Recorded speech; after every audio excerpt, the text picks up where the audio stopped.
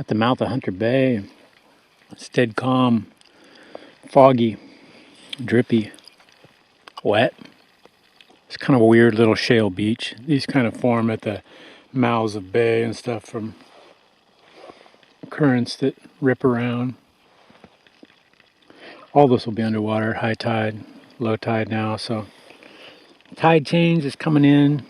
I pulled that boat way up on the beach and now it's just about in the water again.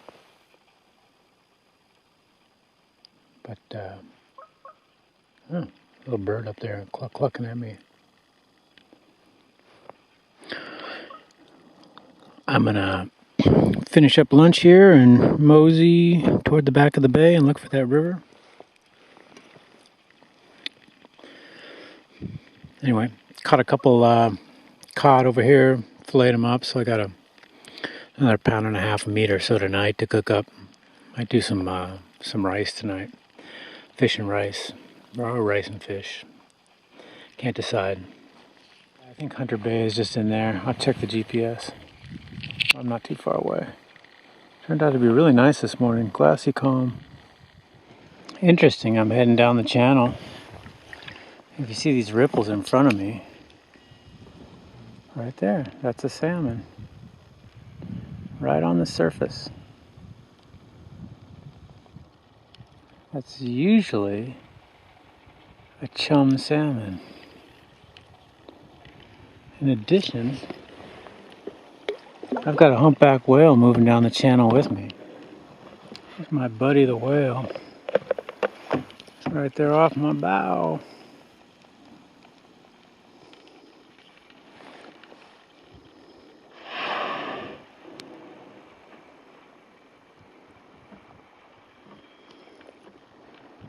I don't worry too much about whales.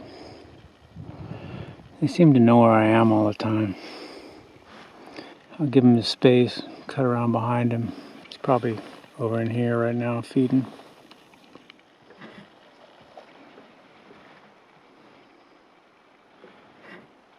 Mr. Whale keeps kind of swerving in front of me. I guess he's feeding on herring in here. I'm not really interested in trying to catch a salmon.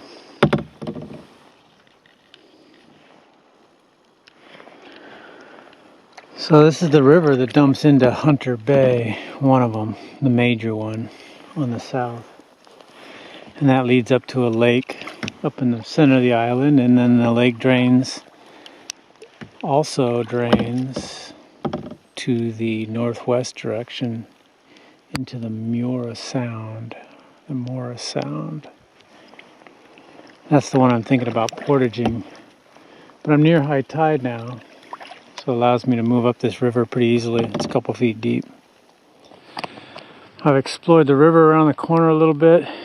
It seems to go up there, flowing pretty nice. Must go to that lake. The lake up on the top that goes down the other side to the south arm. Go portage through. There's these grass paddocks, but the grass is a little tall. Wouldn't be bad if the grass were dry, but it's not. Actually, this isn't such a bad spot. It's kind of wet though. Cedar bog. Oh, there's a big old pile of bear. Yeah, there's bear here. This would be a favorite haunt of the bears. So I'll leave them to have this spot, and I'll move across the river to more gravel bar. Here's my favorite cedar paddock, and of course the bears love it too. I'll leave this cedar grove to the bears. It's obviously one of their favorite spots. And I'll move across the river. Here's another spot. It looks good from afar, but it's far from good again. It's really rocky. But I like these peninsulas that stick out, give you just a 180-degree view of everything. I mean, if you're going to build a house here, wouldn't you just build a house right here? Just keep exploring. Look for that perfect spot to call it a night. Well, here's a first. Have to break out the Alaska bug hat.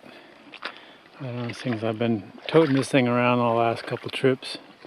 Have never had to use it. It's gotten pretty bad, but Never had gotten to the point where I thought, I gotta put the bug hat on, but sprayed myself with DEET. I just came in and licked that stuff off. So the screen hat it is. Alright, here's a Sitka Blacktail deer right off my bow. I'll zoom in on it.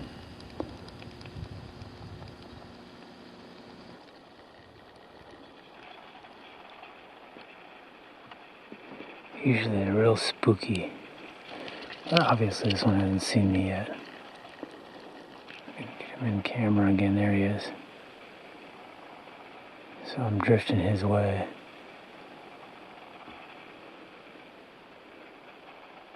Yeah, they're really dwarfed on this island. They're really small, about 3 feet high. He doesn't sense any danger coming from the water.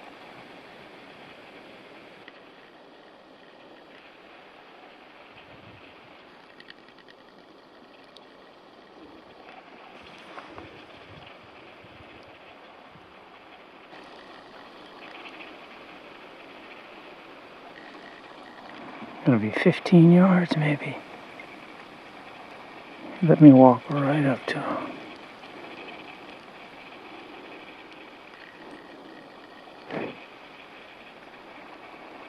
Wow, I got close to this guy. Haven't been able to get that close to a Sitka Blacktail yet. Stalking him by kayak. Well, as long as I'm over here, I'm gonna check this paddock. See if it's got any better prospects. Actually, this place looks pretty good. This is a blue spruce. Pretty sturdy tree. It will provide me places to hang my food.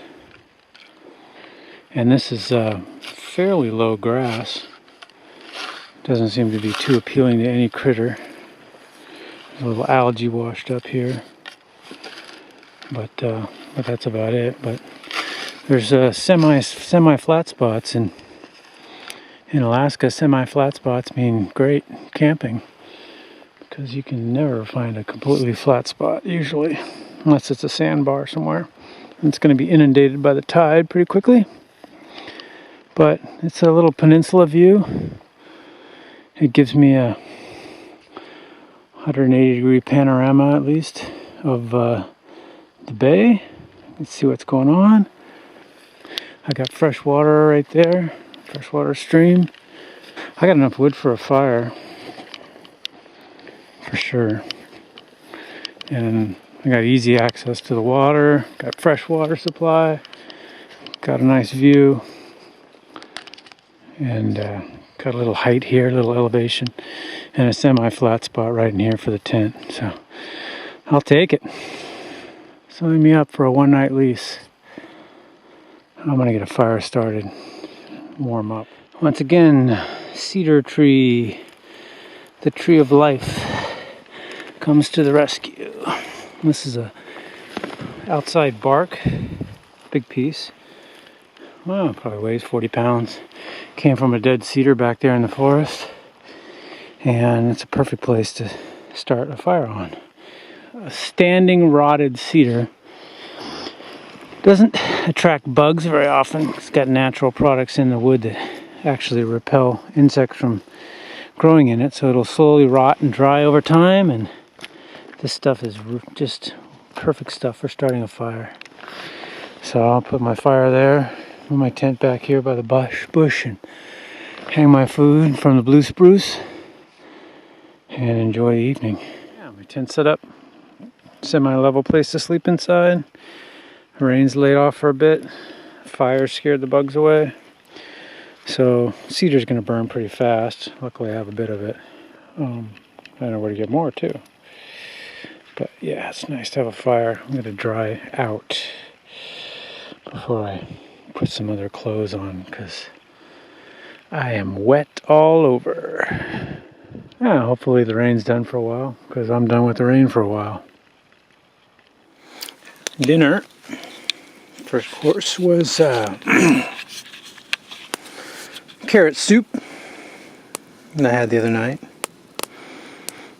And then I decided to go with rice and fish this time instead of fish and rice. So Got some cod and some rice going. A little bit of garlic in there for flavoring. Well, the fish is pretty flavorful. Got a nice little fire going on the grass here. Burning a hole down through the grass. It's pretty good. I've been drying out my clothes as I go. Kind of drying a layer, putting a layer on over the top of it, drying that layer. It's kind of a wear it and dry it type of thing. It's the only choice I got because the only heat I have is this fire. But that deer was right over there. Tide's come in quite a bit, but it should be maxed out right about now.